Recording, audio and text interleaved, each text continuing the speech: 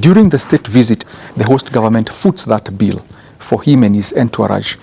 But these things have been discussed well in advance, so they've even told him the kind of entourage he needs to carry. If you look at the president's entourage, it will tell you what his agenda is. You look at the people he carries with him, it will tell you what he's planning to talk about. Part of the diplomatic engagement or part of the engagement will be getting to understand the force preparedness of the country. How ready are we as a country? Where have the plans reached? On President Ruto's part, I am sure he's going to be asking the support, logistical support, how far has it reached? Because I'm made to believe, as of yesterday, there was a contingent of like 10 police officers who had already gone to Haiti as a force rec group to go and scout and prepare for the 200 initial deployment. So there'll be talks around how ready are we. The US is avoiding sending troops on the ground for two reasons. It has been there in the past and has been deemed to have not done a good job. Then the negative sentiments within the Haitian population. America going into Haiti will be seen as an occupying force. And this being an election year for Biden, he would not want to taint himself with sending troops. It will become a political hot potato for him. Kenya saw an opportunity. Let's be honest. Kenya saw an opportunity. What kind of an opportunity? Number one, to rise in the global rankings, global influence. All nation states exist to exact influence and to become important players in global politics. So Kenya saw that opportunity. Of course, there was also the incentive that somebody else was footing the bill. The US had pledged 200 a year, now it's $300 million to this effort. So Kenya got an opportunity to be a leader, to demonstrate leadership. So this is a unique and rare move. And I think the Biden administration wants to consolidate this partnership, particularly in relation to that.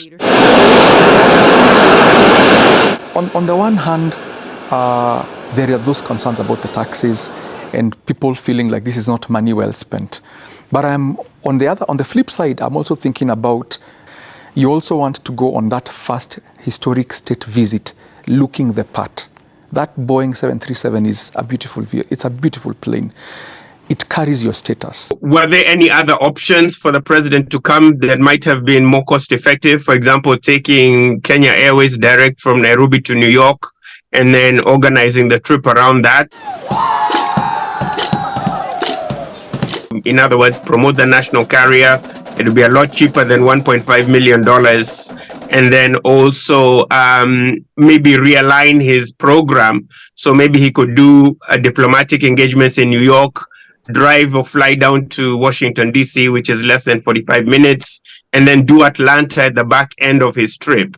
So I think really reorganizing the trip might have saved the country quite a bit of money, because it's confusing to me why he had to start in Atlanta and the country engaged such a huge cost when we have a direct flight between New York and Nairobi, and Washington, D.C. is really not that far from New York. Which flight will you hijack? One.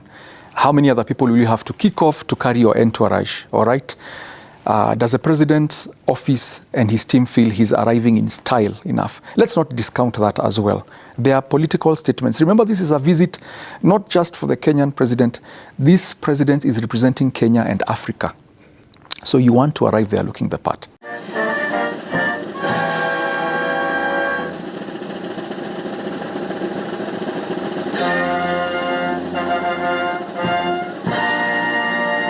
You cannot live on a Hollywood lifestyle on a peasant's income.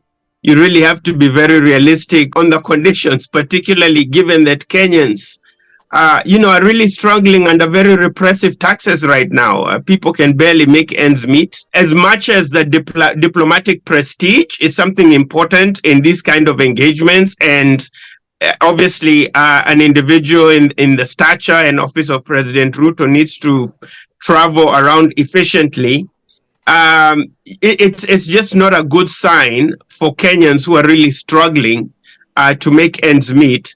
But it's also not a good sign for other African countries. It legitimizes other African leaders to continue to have this lavish type of lifestyles. It's a wrong signal to our hosts around why is a developing country with so much debt and struggling within a very harsh international economic environment.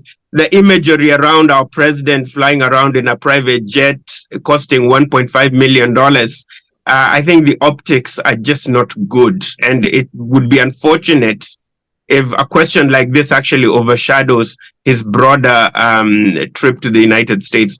There's a lot of contradictions right there about the president talking about climate crisis, the Nairobi agenda around climate change, yet flying around in private jets. The optics are just not good.